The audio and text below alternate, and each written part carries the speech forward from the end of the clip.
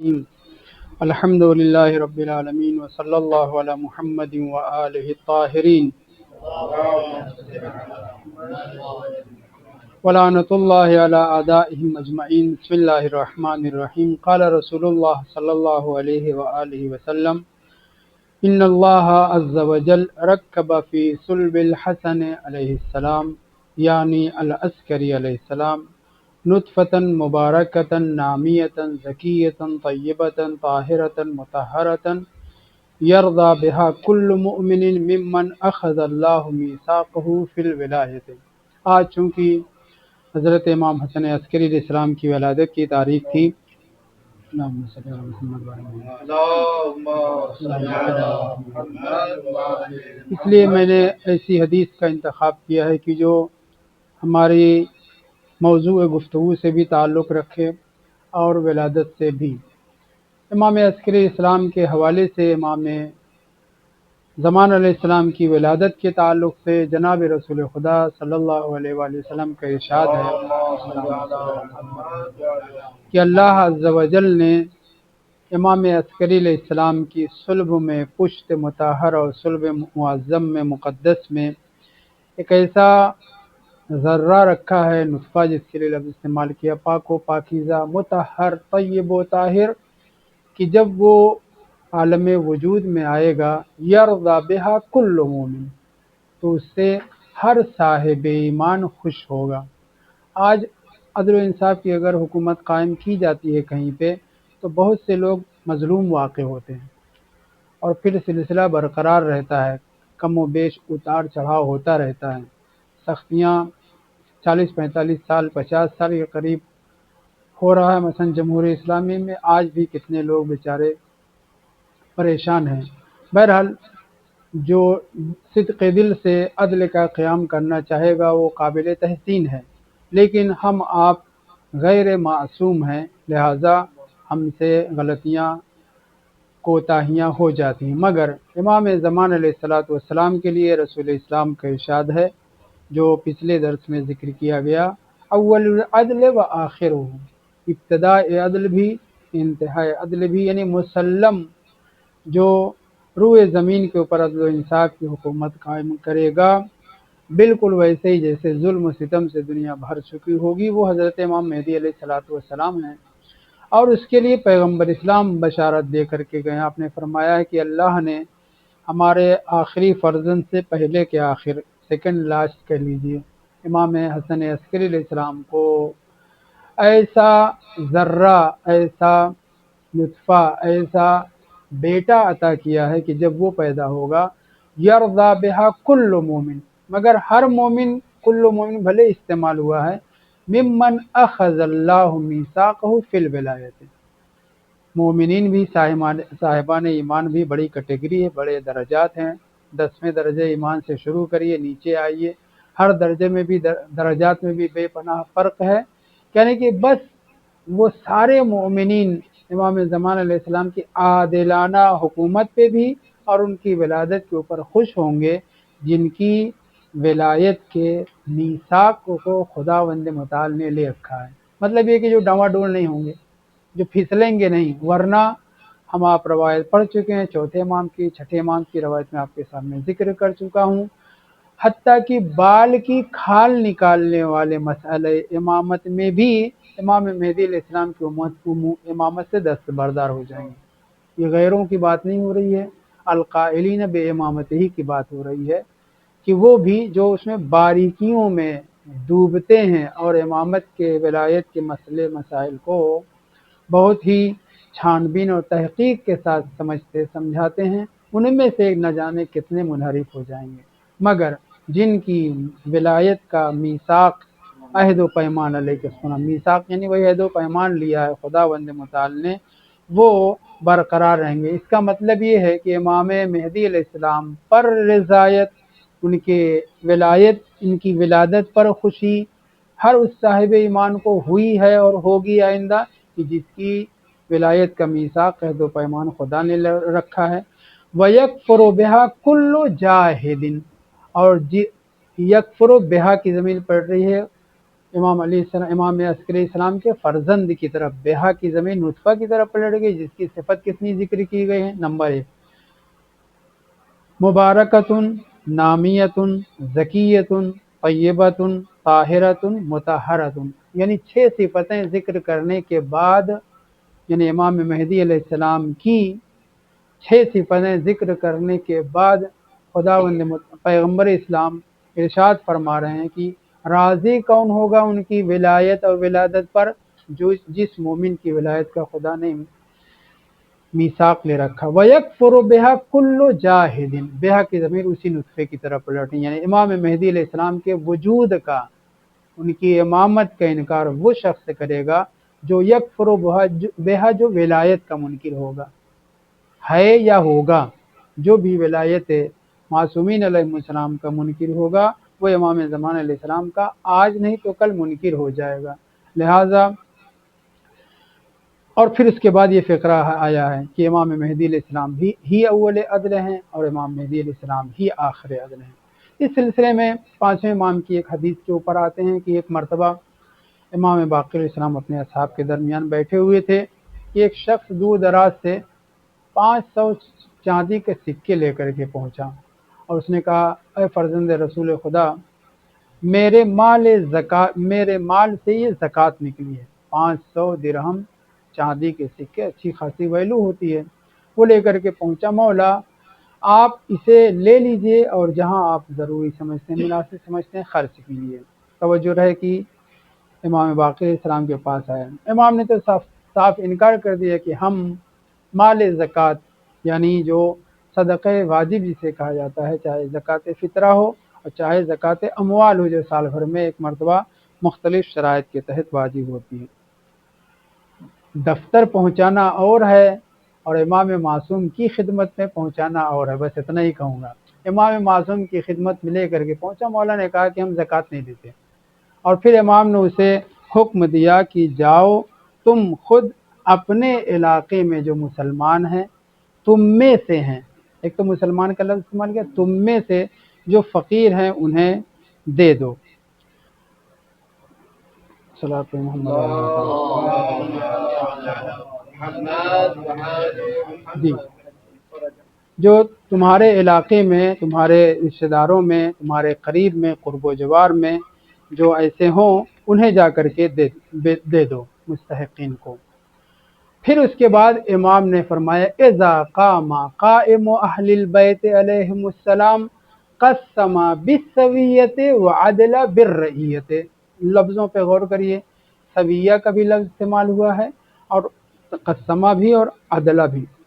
امام باقر علیہ السلام فرماتے ہیں یہ جو تم لے جاؤ، جو مستحق تمہیں نظر میں آئیں، تمہاری سمجھ میں آئے، انہیں دے دینا، کیونکہ ہم زکوٰۃ کا مال نہیں لیتے، ہمارے لیے صدقہ حرام ہے، اہل بیت کے اوپر صدقہ حرام ہے۔ کب حلال ہو جاتا ہے؟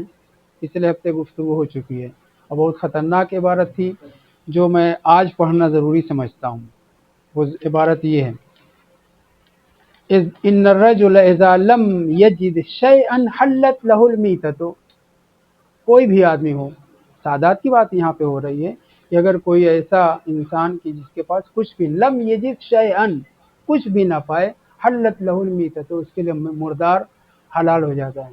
مگر امام فرماتے ہیں والصدقۃ لا تحل لاحد منہم، لیکن اولاد زہرا صلوات اللہ علیہ کے اوپر صدقہ حلال نہیں ہے۔ پھر میں نے قورمہ اور بریانی مال زکوٰۃ سے اور مال فطرہ سے اور میت کے بارے میں کہا تھا کہ اگر یہ دونوں چیزیں سامنے رکھی جائیں اور یہ آدمی جاں بلب ہے، مرنے کے قریب ہے، تو وہ صدقے کا روح افزا نہیں پی سکتا، اعلیٰ پیشاب تو نہیں کہوں گا، نجاست تھی جس سے جان اس کی بچ سکتی ہے، وہ ایک گھونٹ پی کر کے اپنی جان بچائے، صدقے کے جو ہے شربت نہ پیے۔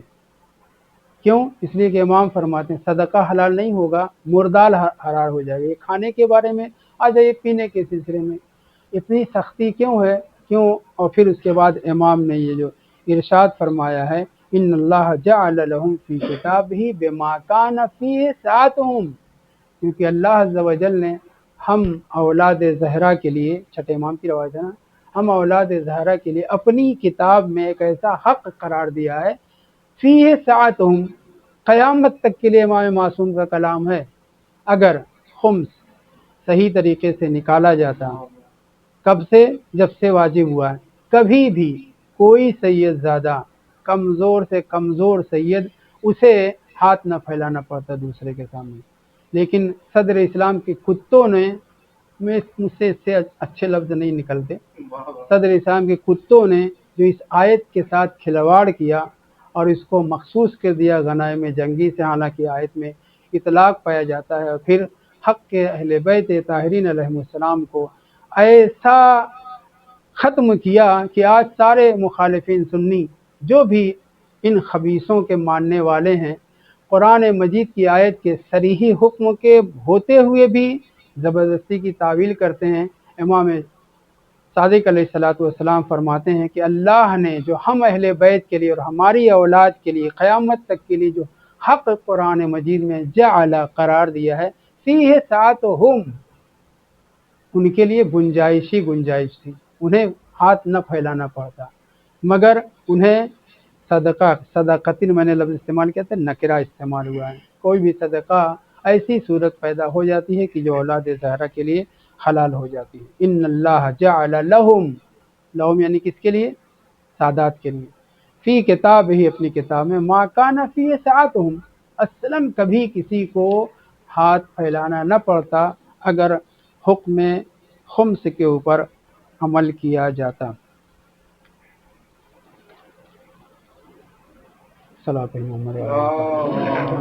हाँ, तो जो पांचवें इमाम के पास लेकर के आया था 500 दीनार, तो वो इसलिए लेकर के, मौला इसे मुझसे ले लीजिए, आप अपने हिसाब से तकसीम करिए।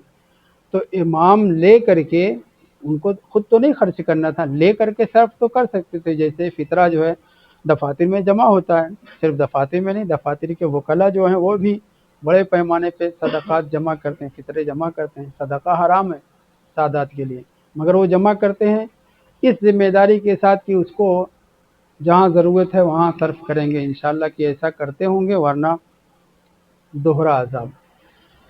खैर, तो ये बयान कर रहा था इमाम ने पहले क्या कहा कि मुझे नहीं लेना है, तुम जाओ तकसीम करो। ये जो इमाम हुक्म दे रहे हैं कि जाओ तुम तकसीम करो और तुम्हारी समझ से जो मुस्तहक है उन्हें देना, इस फ़िक्रे के बाद इमाम का ये फरमाना, इज़ा क़ाम क़ाइमु आले अहलिल बैत अलैहिमुस्सलाम क़स्समहा बिस्सविय्यत व अदला फिर रइयत। इबारत अगर सही से पढ़ रहा हूँ तो ऐसे ही है कि जब इमाम ज़मान अलैहिस्सलाम तशरीफ़ लाएंगे तो आप माल ज़कात को कबूल करेंगे, ज़कात लाई जाएगी इमाम के पास, कबूल करेंगे और फिर उसके बाद उसको बराबर बराबर से तक़सीम करेंगे।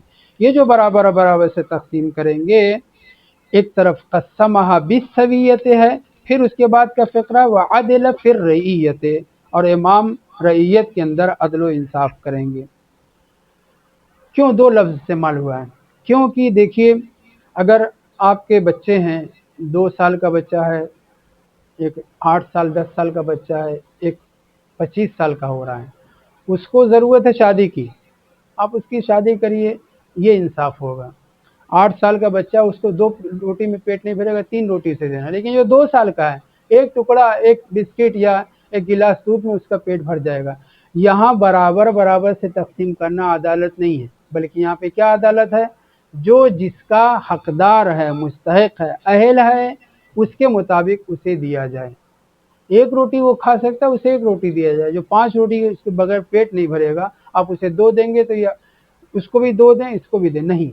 तो इमाम महदी अलैहिस्सलातु वस्सलाम जब तशरीफ़ लाएंगे, तो जैसे हमें शहरिया मिलता है ना, साला मंथली, उसी तरीके से महीने में 2 मरतबा शहरिया बांटेंगे, महीने में 2 मरतबा शहरिया बांटेंगे, और साल में 2 मरतबा हिस्सा बांटेंगे। अब वो हिस्सा किस हिसाब से होगा, वो तफसीलात बयान नहीं हुई है। बैतुल माल से साल में 2 मरतबा नफ़का बांटेंगे, हिस्सा बांटेंगे, नफ़का ने हिस्सा, और हर महीने 2 मरतबा बटेगा। यानी वो शहरिये की जगह हो गया, और वो जो हिस्सा भारी पैमाने पे जब कभी ईदी के तौर पे जो दिया जाता है वो समझ लीजिए। तो ये बराबर बराबर से तकसीम किया जाएगा। जैसे इमाम अमीरुल मोमिनीन इस्लाम ने गुलाम और मौला, आका और मौला, साहब को 3-3 सिक्का दिया था, ایسے ہی امام جب مال تقسیم کریں گے تو برابر برابر سے تقسیم کریں گے، مگر یہ عدل نہیں ہے۔ یہ جو تقسیم برابر سے ہے عدل کے خلاف بھی نہیں ہے، کیونکہ جو جس جہت سے مستحق ہے اس کے اعتبار سے بانٹیں گے۔ جیسے کہ جمل کے بعد امام نے 500 سکے بانٹے تھے، اور مدینے میں 3 سکے بانٹے، وہاں جنگ کا مسئلہ نہیں تھا، وہاں لشکریوں کا مسئلہ تھا، تو ان کے حساب سے ہر سپاہی کو 500 ملے۔ ایسے ہی بیت المال کی تقسیم میں بھی قسما بالسویت برابر سے بانٹیں گے، یہ عدل کے عین مطابق ہے، مگر اس کی کیفیت کیسے ہے؟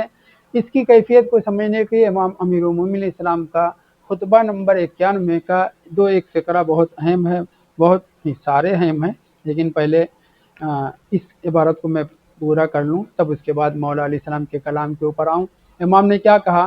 قسما بالسویت وعدل فی الریت، رعایا میں عدل و انصاف سے کام لیں گے۔ یہ امام باقر علیہ السلام کا، صرف امام زمان علیہ السلام کے لیے یہ لفظ استعمال کرنا، یہ اس بات کی دلیل ہے کہ امام امیر المومنین علیہ السلام نے بہت عدل و انصاف سے کام لیا، عدالت کی بنیاد پہ آپ کو شہید کیا گیا، مگر اپنے قلمرو اسلامی میں امام امیر المومنین علیہ السلام اپنی چاہت کے اعتبار سے عدل و انصاف قائم نہیں کر سکے، ناکام نہیں کہہ سکتے نا، اپنی چاہت اور اپنے علم کے اعتبار سے جو خدا داد اللہ نے آپ کو دیا تھا اس کے اعتبار سے عدل و انصاف قائم نہیں کر سکے، یہ ایک لفظ۔ دوسرے، یہ وجہ کیا تھی؟ وجہ افراد کے نہ ہونے کی وجہ سے تھی، امام کی طرف سے کمی نہیں تھی۔ دوسری طرف سے بنی امیہ اور خاص طور سے معاویہ کے گنڈے قلمرو اسلامی میں بھی آ کر کے قتل و غارت اور خون خرابہ کیا کرتے تھے، لوٹتے تھے۔ تو عدل و انصاف امام نے جس حد تک کیا، یقیناً کیا۔ اگر کوئی امام زمان علیہ السلام کے علاوہ بہت لفظوں پہ غور کریے، کہیں بعض کلمات میں بول کر کے بعد میں پریشان ہوتا ہوں کہ یہ سمجھا پایا یا نہیں، کہیں اشکال نہ پیدا ہو جائے۔ اگر امام باقر علیہ السلام کی نظر میں امام امیر المومنین ہوں، یا 6 مہینے تک امام حسن مجتبیٰ علیہ السلام ہوں، ویسے ہی عدل و انصاف کر سکے ہوتے جیسا عدل و انصاف امام زمان علیہ السلام کر سکیں گے، تو امام کو چاہیے تھا کہ محدود نہ کرتے اذا قام قائم آل محمد، بلکہ آپ کو یہ کہنا چاہیے تھا کہ جیسے امیر المومنین نے عدل و انصاف کیا، جیسے امام مجتبیٰ علیہ السلام نے عدل و انصاف کیا، ویسے ہی عدل فی الریت امام زمان علیہ السلام بھی عدل و انصاف سے کام لیں گے۔ کیا مطلب ہے؟ امام کی طرف سے کمی نہیں تھی، قابلین میں، رعایا میں یہ کیفیت نہیں تھی کہ وہ عدل کو برداشت کر سکتے، اور اسی لیے ہنگامہ شروع کیا، جنگ جمل عدل کے خلاف، تقسیم امام کے خلاف جنگ ہے، جس کا 12,000 سالانہ اشرفی مل رہی ہو، جس کو 12,000 اشرفی سونے کے سکے سالانہ مل رہے ہوں، یعنی ایک مہینے میں 1,000 اشرفی، وہ 3 درہم پا رہا ہے یا پا رہی ہے، وہ بھڑکے گا یا نہیں بھڑکے گا؟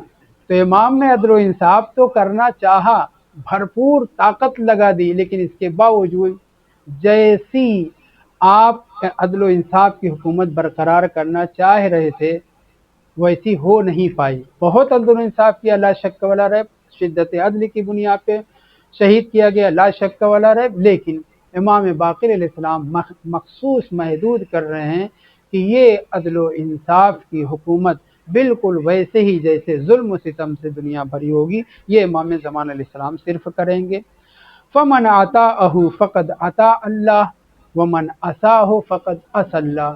یہی وجہ ہے کہ جب امام تشریف لائیں گے اور وہ حکومت قائم کریں گے، ان کا فرمان خدا کا فرمان ہے، ان کی اطاعت خدا کی اطاعت ہے، ان کی نافرمانی خدا کی نافرمانی ہے۔ اس سے پتہ چلا، قرآن کہہ رہا ہے وَمَن يُطِعِ الرَّسُولَ فقد اطاع اللہ، جس نے رسول خدا کی اطاعت کی اس نے اللہ کی اطاعت کی۔ یہاں امام باقر علیہ السلام 12 امام کے لیے کیا کہہ رہے ہیں؟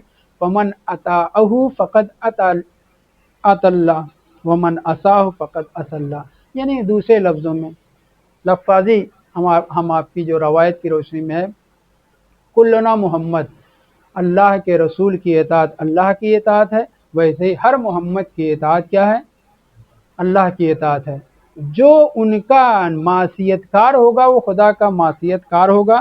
پھر اس کے بعد امام نے یہ ارشاد فرمایا کہ امام کا اصل نام ہی جو مہدی پڑا ہے، متعدد وجہیں بیان کی گئی۔ ایک وجہ جو لأنہ یہدی الی امر خفی، کیونکہ آپ ایک مخفی رہ جانے والی چیز کی طرف ہدایت کریں گے۔ کون سی ایسی چیز ہے جو مخفی رہ گئی ہے مسلمانوں پر؟ کوئی ایسی چیز ہے کہ جس کو پیغمبر نہ پہنچایا ہو؟ خود پیغمبر فرمانے کوئی ایسی چیز جو تمہیں خدا سے قریب کر دے، جنت تک پہنچا دے، نہیں باقی رہی ہے جسے میں نے بیان نہیں کر دیا ہے، اور کوئی ایسی چیز جو تمہیں جہنم سے قریب کر دے یا اللہ کی ناراضگی کا باعث ہو، اس سے میں نے منع نہیں کر دیا۔ ہر چیز بیان کی ہے، لیکن جس چیز کو مخفی رکھا گیا ہے، مخفی کیا گیا، چھپایا گیا ہے، سید نے بیان کیا، وہ کیا ہے؟ ولایت معصومین علیہ السلام۔ لأنہ یہدی الی امر خفی، امام زمان علیہ السلام امر مخفی کی طرف، جس کو چھپایا گیا اس کی طرف رہنمائی کریں گے، اس لیے آپ کا نام مہدی۔ ورنہ ہر امام ہادی اور امام مہدی ہے، روایات بھی موجود ہے، ہر امام قائم ہے، لیکن وہ قیام کرنے والا جو عدل و انصاف کی حکومت قائم کرے گا وہ حضرت امام مہدی علیہ السلام ہے۔ توجہ کریں، امیر المومنین علیہ السلام کے اس بیان کے اوپر بہت اہم ہے۔ فرماتے ہیں کہ اللہ عز و جل نے دنیا میں،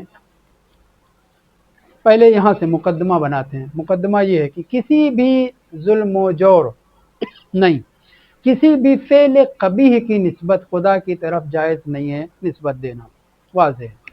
اللہ عادل ہے، عدل ہے، عادل العادلین ہے، عدل کی بڑی تعریف کی ہے، ظلم کی بڑی مذمت کی ہے۔ مثقال ذرۃ خیرا یرا، مثقال ذرۃ شرا یرا ہے، یا اسی طریقے سے وَأَنَّ اللَّهَ لَيْسَ بِظَلَّامٍ لِّلْعَبِيدِ، اس کے اوپر ہم نے باقاعدہ گفتگو کی تھی کہ کیوں ظلام کا صیغہ استعمال کیا گیا۔ توجہ، کسی بھی قبیح کی، عیب کی، برائی کی نسبت خداوند متعال کی طرف دینا دوہرا اس کے اوپر ظلم ہے، اللہ کی ذات کے اوپر دوہرا ظلم ہے۔ ایک، اس کی شان کے خلاف ہے، اس کی طرف عیب کی، کسی قبیح کی نسبت دی جائے، اس کی کبریائی، اس کی جلالت کے خلاف ہے۔ وہ خود اپنی کبریائی عظمت اور اس کی تعریف کرتے ہوئے عادل ہونے کو بیان کیا ہے، فعل قبیح سے اس نے دوری اختیار کرنے اور کا حکم دیا ہے، خود ہی اس کا ملوث یہ ہو نہیں سکتا۔ لہٰذا شان خدا میں کبریائی الہی، ربوبیت الہی کی میں، ذات خدا میں ظلم ہوگا اور ہم اس کی طرف کسی قبیح کی نسبت دیں۔ ایک جہت تو یہ ہے۔ دوسرے، اللہ نے عدل کی مدح کرنے کے ساتھ ساتھ، ظلم کی مذمت کرنے کے ساتھ ساتھ بندوں سے یہ کہا ہے کہ ہم تمہیں ہر اچھائی کا بدلہ، ہر برائی کی سزا، حالانکہ ہر برائی کی سزا نہیں کہنا بلکہ دیکھنے کا لفظ کہا گیا، وہ دیکھنا بھی اور ہے اور سزا پانا اور ہے، اس کے اوپر گفتگو ہو چکی ہے کہ خداوند متعال نے بندوں سے یہ کہا کہ تم کسی قسم کا ظلم نہ کرو، کسی کے حق میں قبیح کام انجام نہ دو۔ اب وہی خدا، جیسے کہ مجبرہ نے نسبت دی ہے، وہی خدا، اسی کی طرف ہم بندگان خدا کے برے کام کی نسبت خدا کی طرف دیں کہ خدا نے انسان کو طاقتور اگر نہ بنایا ہوتا تو وہ ایٹم بم نہ بناتا، ہیروشیما اور ناگاساکی کو تباہ و برباد نہ کرتا۔ خدا نے، اللہ نے بندے کو اگر سوجھ بوجھ اور اتنا پاور نہ دیا ہوتا تو فلاں گناہ نہ کرتا۔ یہ نہیں کہہ سکتے، کیونکہ اللہ نے جب صاحب قدرت بنایا ہے تو صاحب اختیار بھی بنایا ہے، اس کے اوپر گفتگو کر چکے ہیں۔ یہاں پہ توجہ کریں، اب اگر جب ہم کسی قبیح کی نسبت، قبیح کام کی طرف نسبت خدا کی طرف دیں گے اور ادھر خدا کہہ رہا بندوں سے کہ تم کوئی قبیح کام نہ کرو، تو اللہ کی ذات کے اوپر ظلم ہے۔ کیوں؟ اس لیے کہ ہر انسان یہ اچھی طرح سے سمجھتا ہے کہ اگر بندہ گناہ کر رہا ہے تو اسے سزا ملنا چاہیے۔ اگر خدا کی طرف ہم نسبت دے رہے ہیں، کام کرائے بندے سے اور سزا بندے کو دے، اللہ قوت اور طاقت رکھتے ہوئے بھی ایسا کرے تو یہ اللہ کے اوپر ظلم ہے۔ اب یہاں پہ آ جائیے، یہ جو بحث ہے، اور اس سلسلے میں 7-8 درس پہلے جو دے چکا ہوں عدل کے سلسلے میں، جو جلد نمبر 2 میں دروس العقیدہ میں ہے، 8 درس ہے۔ کافی حد تک اس طرح کے سوالات کے جوابات دیے گئے ہیں، لیکن یہ خطبہ نمبر 91 کے فقرے کو بہت توجہ سے سنیں۔ جو ہم اپنی آنکھوں سے دیکھ رہے ہیں بظاہر ظلم ہے۔ ایک آدمی ابتدا سے، پیدائش سے ہی لے کر کے اپاہج ہے، یا گونگا ہے، یا بہرا ہے، یا ناقص ہے، اپاہج میں نے کہہ دیا اس میں سب آ گیا، ایک ہے جو ہمیشہ ہٹا کٹا رہا، ایک وہ خاندان یا وہ خانوادے جو ہمیشہ پیسے والے رہے، ایک وہ جو ہمیشہ لکیر کے فقیر رہے، ایک کے یہاں بے پناہ فراوانی ہے پیسے کی اور چیزوں کی۔ دوسری طرف یہ کیا ہے؟ یہ کیا عدل الہی کے مطابق ہے؟ اس پہ بہت دقت کریے کہ امام امیر المومنین السلام کیا فرما رہے ہیں۔ فرماتے ہیں قدر الارزاق فکسرها وقللها، مقدر اللہ نے کیا ہے رزق کو، تقدیر اندازہ گیری کس کو کتنا دینا ہے، قدرہا اللہ نے مقدر کیا ہے، کس کو؟ قدر الارزاق فقللہا فکسرہا وقللہا، مگر اللہ نے برابر سے نہیں دیا ہے، کسی کو پیسے والا کثیر الاموال بنایا ہے، کسی کو قلیل الاموال بنایا ہے۔ تو کیا یہ عدل کے موافق ہے؟ جب سب کو تو پیدا کر رہا ہے، سب کا خالق تو ہے، اور تو ہی رزق مقدر بھی کر رہا ہے، تو قلیل اور کثیر کیوں؟ فوراً یہ ذہن میں سوال پیدا ہوتا کہ اللہ ہی نے کثیر و قلیل کیا ہے، یعنی کسی کو فقیر بنایا، کسی کو بل گیٹس بنایا ہے، یعنی یہ خدا کا کیا ہوا ہے، تو یہ تو عدل کے خلاف ہے۔ فوراً امام فرماتے ہیں وَقَسَّمَهَا عَلَى الضِّيقِ وَالسَّعَةِ، اللہ نے جو تقسیم کی ہے اس تقسیم میں بھی کسی کو تنگی میں رکھا ہے، کسی کو وسعت میں رکھا ہے۔ کیوں ایسا ہے؟ فَعَدِلَ فِيهَا، یہ فقرہ روایت کا خطبے کا ٹکڑا ہے۔ قلیل و کثیر بنانے والا خدا، ضیق میں رکھنے والا، تنگی میں رکھنے والا، اور سعت میں رکھنے والا بھی خدا۔ فعدل فیہا، مگر اللہ نے ان تقسیمات میں بھی عدل سے کام لیا ہے، چونکہ بندے دنیا کی زندگی تک محدود فکر کرتے ہیں لہذا عدل کے خلاف سمجھتے ہیں۔ نہیں، یہاں جو قللہ و کسرہ ہے یہاں کی زندگی تک محدود نہیں ہے، اس تقلیل اور تکثیر کا تعلق آخرت سے ہے۔ دنیا میں رزق جسے کم دیا ہے یا جسے رزق زیادہ دیا ہے یہاں تک محدود نہیں ہے۔ 50 سال زندگی ہے، ایک کو خوب پیسے والا بنائے، ایک کو خوب لکیر کا فقیر بنائے، یہ عدل کے خلاف ہے، چونکہ ہم اس 50 سال دور کو سمجھ رہے ہیں۔ اللہ نے یہاں پہ بھی عدل سے کام لیا۔ کیسے؟ امام فرماتے ہیں فعدل فیہا لیبتلیا من اراد بمیسورہا ومعسورہا، کیونکہ اللہ کو اس کا حساب لینا ہے، اور یہ حساب دنیا میں نہیں آخرت میں لے رہا ہے۔ بمیسورہا یسر سے ہے، بمعسورہا عسر سے ہے۔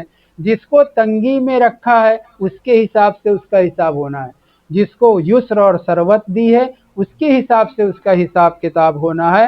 لیختبر بذالک الشکر والصبر من غنیہا وفقیرہا، کیونکہ خداوند متعال اختبار کر رہا ہے، امتحان لے رہا ہے، جسے یہاں پہ بے پناہ ثروت دی ہے وہ کتنا اور کیسے شکر کر رہا ہے یہ وہاں پتہ چلے گا، جسے بے پناہ تنگی اور فقیری میں رکھا ہے وہ کتنا اور کیسے صبر کر رہا ہے یہ وہاں پتہ چلے گا۔ امام امیر المومنین علیہ السلام کا فرمان ہے قدر الارزاق، رزق تو خدا نے مقرر کیا ہے، مقدر کیا ہے، بانٹا ہے، مگر بانٹنے میں بھی سب کو ایک جیسا نہیں دیا ہے۔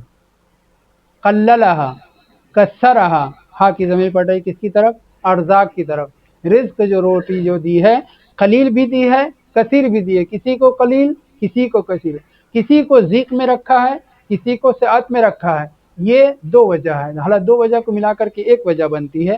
لیبتلیا من ارادہ، جس کو خدا چاہتا ہے اس کو مبتلا کرتا ہے، امتحان لیتا ہے، کیسے آزماتا ہے؟ بمیسورہا و معسورہا، یسر کے ذریعے سے بھی امتحان لیتا ہے، عسر کے ذریعے سے بھی امتحان لیتا ہے۔ آگے فقرہ لیختبر بذالک الشکر والصبر، کون کتنا شکر کرتا ہے اور کون کتنا صبر کرتا ہے۔ ظاہر کہ شکر کا تعلق معصور لوگوں سے ہے اور صبر کا تعلق معصور لوگوں سے ہے، فقیروں سے ہے۔ یہ امام علی علیہ السلام نے بیان فرمایا ہے۔ ہم آپ یہ سمجھتے ہیں کہ ارے دیکھیے یہ تو جب سے حوض نجف میں آیا تب سے لے کر کے 15-20 سال تک بڑے ٹھاٹ سے رہا، اور فلاں صاحب جب سے آئے تب سے لکیر کا فقیر رہے۔ ہم یہ محدود زندگی کو سمجھتے نہیں، اللہ نے جو رزق تقسیم کیا ہے دنیا میں اس کا تعلق آخرت سے ہے۔ یہاں یسر میں رہنے والا کتنا شکر کرتا ہے اس کے حساب سے اسے سزا و جزا ملے گی، یہاں ضیق اور تنگی اور فقیری میں بسر کرنے والا کتنا صبر کرتا ہے، کیسے صبر کرتا ہے، اس کے حساب سے اللہ عز و جل آخرت میں سزا اور جزا دے گا۔ صلوات پڑھی محمد وعلی محمد۔ سورہ سورہ طلاق میں پچھلی دفعہ ذکر ہوا تھا کہ سارے طلاق کے احکام سورہ طلاق میں نہیں ہے، جیسے سورہ حج میں سارے حج کے احکام حج میں نہیں، یہاں آپ نے نہیں بیان کیا تھا، وہاں بیان کیا تھا مرکز ذیرہ میں، کہ نام سورہ بقرہ ہے، بقرے کا تذکرہ کچھ آیتوں میں ہے، اور پھر اسی طرح سے جو سوروں کے نام رکھے گئے، کوئی ضروری نہیں کہ سارے احکام طلاق کے سورہ طلاق میں ہوں اور دوسرے احکام بھی سورہ نساء میں ہوں مثلا، نہیں، مختلف آیتیں مختلف جگہ پہ بیان ہیں۔ اس آیت میں سورہ طلاق کی آیت میں 3 میں کہہ رہا ہے خداوند متعال قد جعل اللہ لکل شیء، شیء کسے کہتے ہیں؟ شیء یعنی چیز، جس چیز کے اوپر چیز کہہ سکتے ہیں، جس شے کے اوپر شے کا لفظ استعمال کر سکتے ہیں، وہ اس میں شامل ہے۔ لکل شیء قد جعل اللہ لکل شیء قدرا، اللہ نے ہر چیز کے لیے ایک مقدار مقرر کی ہے۔ شیخ مطہری صاحب کی کتاب مشہور ہے عدل الہی، ترجمہ بھی اردو میں ہو چکی ہے، لیکن ہمارے بعض بزرگ ہمارے اساتذہ میں سے انہوں نے ترجمہ کرنے سے منع کر دیا تھا، میں وجہ جانتا ہوں۔ وجہ یہ ہے کہ شیخ مطہری صاحب کے ساری چیزیں بہت اچھی ہیں لیکن معصوم تو نہیں تھے، تو بعض جگہ بیانات جو ہے تنگ رہ گئے ہیں، یوں کہنا چاہیے، بیانات بعض جگہ تنگ رہ گئے ہیں، تو ہمارے ایک استاد نے ترجمہ کرنے سے منع کر دیا، لیکن ترجمہ ہو چکی ہے۔ ان کا ایک فقرہ یہاں پہ میں نے ذکر کیا ہے، وہ یہ ہے کہ شیخ مطہری فرماتے ہیں کہ یہ جو قدرہ ہے، قد جعل اللہ لکل شیء قدرہ، قدر سے مراد یہ نہ سمجھنا کتنی لمبی چوڑی چیز ہونی چاہیے، اندازہ کتنا ہونا چاہیے، کس درخت کا، کس چیز کے درخت کو کتنا بڑا ہونا چاہیے، کتنا پھلنا پھولنا چاہیے، اسی طریقے سے جانور، کون جانور کتنے قد و قامت کا ہوگا، کون سا انسان کس رنگ کا، یہ مراد نہیں، بلکہ اس سے مراد کیا ہے؟ اللہ نے جن چیزوں کے اندر صلاحیت وجود پائی جاتی تھی ان کو وجود بخشا ہے۔ حضرت ابلیس رضی اللہ تعالیٰ عنہ کے اندر صلاحیت پائی جاتی تھی پوری دنیا کو بہکانے کی، الا المخلصین، سوائے معصومین اور سوائے شیعوں کے، انبیاء و مرسلین کے، بقیہ کو صلاحیت پائی جاتی تھی، اس صلاحیت کے اس کے اندر پائی جاتی تھی، اللہ نے وہ صلاحیت اسے عطا کی ہے۔ میں شیخ مطہری صاحب کے بیان کو اپنے الفاظ میں سمجھانا چاہتا ہوں۔ نمرود میں، شداد میں، فرعون میں، ان میں جس کے اندر جتنی قابلیت پائی جاتی تھی، اللہ نے وہ قابلیت اسے دے دی، اسے محروم نہیں رکھا۔ یہ ایک فقرہ۔ مقابل میں معصومین کے آ جائیے، ان صلی محمد علی محمد۔ آیت یاد نہیں آ رہی، مفہوم اس کا یہ ہے کہ رحمت خداوند متعال محسنین سے قریب ہے، جو جتنی نیکی اور احسان کرنے والا ہوگا اتنی ہی اس کے اوپر اللہ کی عنایت اور رحمت وغیرہ ہوگی، واضح ہے۔ آئیے، ایسے ہی جن جانوروں میں، جن درختوں میں، جن چیزوں میں جیسی صلاحیت پائی جاتی تھی، اللہ عز و جل نے اس صلاحیت کے اعتبار سے اسے محروم نہیں رکھا۔ یہ کلی بات ہو گئی، اب اس کلی کے بعد جزئی پہ آئیے۔ قد جعل اللہ لکل شیء قدرہ کا مطلب شیخ مطہری کا کہنا یہ ہے کہ ہر چیز کا اتار چڑھاؤ، طول و عرض و عمق، لمبائی چوڑائی، یہ مراد نہیں ہے، بلکہ وجود مراد ہے۔ میرا یہ کہنا، میرا اپنا ناقص طالب کا یہ ہے کہ نہیں، آیت میں اطلاق پایا جا رہا ہے، آیت میں کیا ہے؟ اطلاق پایا جا رہا ہے۔ کلمہ بھی ایسا استعمال ہوا ہے شے کا، ہر وہ چیز جس کے اوپر شے کا لفظ صادق آتا ہے، اس کی اندازہ گیری ہو، اس کا وجود ہو، اس کے اندر استعداد اور صلاحیت کی بات ہو، یا خود اس شے کے طول و عرض و عمق کی بات ہو، یہ سب اللہ نے مقرر کیا ہے، یہ سب اللہ نے مقرر کیا۔ آگے بڑھتے ہیں، پھر اس کے بعد وہ اپنی بات کو بیان کرتے ہوئے اس طرح سے کہتے ہیں کہ قرآن مجید کی ایک دوسری آیت میں اس کی مثال دی گئی ہے، جیسے ارشاد پروردگار ہے انزل من السماء ماء فسالت اودیۃ بقدرها، اودیہ وادی کی جمع ہے، اللہ نے آسمان سے بلندی سے بارش نازل کی، ہر وادی جتنی گہرے تالاب ہو، نہر ہو گڈھا ہو، وادی ہو، جو جتنی ظرفیت اس کے اندر پائی جاتی تھی اسی اعتبار سے چھلکی، صحیح، فصالت سیلان سے سیلاب آنا، اودیتن بقدرہا۔ اس آیت کے ذریعے سے سید مطہری نے استدلال کرتے ہوئے یہ کہا ہے کہ جس ہر ذات، اللہ جانوروں کو، انسانوں، جناتوں، فرشتوں، انبیاء، مرسلین، سب کو مد نظر رکھتے ہوئے کریے کہ جس کے اندر جتنی قابلیت پائی جاتی تھی اللہ نے اس سے اس کو محروم نہیں رکھا ہے، بالکل ایسے ہی جیسے جو جتنا ظرف تھا، پانی بارش جب ہوئی اس کے اعتبار سے ظرف میں پانی ہوا، اضافی ہوا، چھلک گیا، اضافی ہوا، چھلک گیا، چاہے وہ برتن ہو، چاہے وہ کوئی گڈھا ہو، چاہے کوئی تالاب ہو، چاہے کوئی وادی ہو۔ کب چھلکتی ہے؟ جب اپنی ظرفیت کے اعتبار سے بارش کا پانی اپنے اندر سمیٹ لیتی ہے، اس سے زیادہ ہوا تو سالت، واضح ہوئی بات۔ اس مثال کو دینے کے بعد اس آیت سے استدلال کرتے ہوئے انہوں نے کہا ہے کہ یہاں پہ مراد ایسا نہیں ہے کہ ہر چیز کی اندازہ گیری خدا نے مقرر کی ہو، جواب اس کا یہ کہ نہیں، اللہ نے اندازہ گیری بھی ہر شے کی اس کی طرف سے ہے، اس میں نقص نہیں پایا جاتا۔ صلی اللہ علیہ محمد علیہ وسلم۔ ایک اور صلی اللہ علیہ محمد علیہ وسلم۔ آخری بات اس حوالے سے، ہم نے پچھلے درس میں یہ کہا تھا کہ دعات عدل، داعین عدل، امام عدل سوائے معصوم کے اور کوئی نہیں ہو سکتا۔ دو تین اس کے اوپر ہم نے مثال ذکر کی تھی، ان میں سے ایک مثال یہ ہے کہ امام امیر المومنین علیہ الصلوۃ والسلام کے پاس حضرت عمران، ہارون ابن عمران، حضرت موسیٰ کے بھائی، ان کی نسل سے ایک یہودی پہنچا، عالم تھا، پڑھا لکھا تھا، امام کی خدمت میں پہنچ کر کہتا ہے کہ صلی اللہ محمد علیہ پر جی، اخبرنی ان محمد کم کان لہو امام عدل۔ اس سے پہلے کیا دعویٰ کیا تھا ہم نے کہ جہاں پہ بھی امام عدل استعمال ہوا ہے، دعات عدل استعمال ہوا، ہر ایک اس میں شامل ہو سکتا ہے جو عدل و انصاف کی دعوت دے، مگر جب امام عدل اور ائمہ عدل استعمال کیا گیا ہے تو اس سے مراد معصومین علیہم السلام ہے۔ دو تین روایت پہلے ذکر کی ہے، آج ایک روایت۔ اس ہارونی نے، حضرت ہارون کی نسل سے اس یہودی نے امام سے پوچھا کہ آپ مجھے خبر دیجئے کہ حضرت محمد صلی اللہ علیہ وسلم کے کم کان لہو امام عدل، آپ کے کتنے امام عدل تھے، یعنی وہ پوچھنا چاہ رہا ہے کہ امام کے کتنے وسیع جانشین اور خلیفہ تھے۔ تو امام امیر المومنین اسلام نے فرمایا یا ہارونی ان لمحمد صلی اللہ علیہ وآلہ اثنی عشر امام عدل، اس نے بھی لفظ امام عدل استعمال کیا، امام بھی امام عدل کا لفظ استعمال کر رہے ہیں، یعنی کیا؟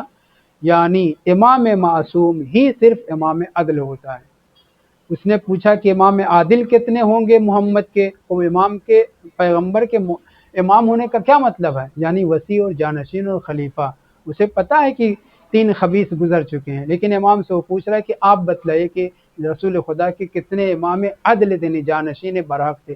امام نے وہی لفظ استعمال کر کے کہا کہ جناب رسول خدا کے 12 امام عدل تھے، یعنی ان کے جانشین 12 ہوں گے، نام تعداد ذکر کر رہے ہیں، اور امام عدل کہہ کے آپ فرماتے ہیں لا یضرہم خذلان من خذلہم، جس نے ان کو چھوڑا اس نے اپنا نقصان کیا ہے، اماموں کا اس میں کوئی نقصان نہیں ہے۔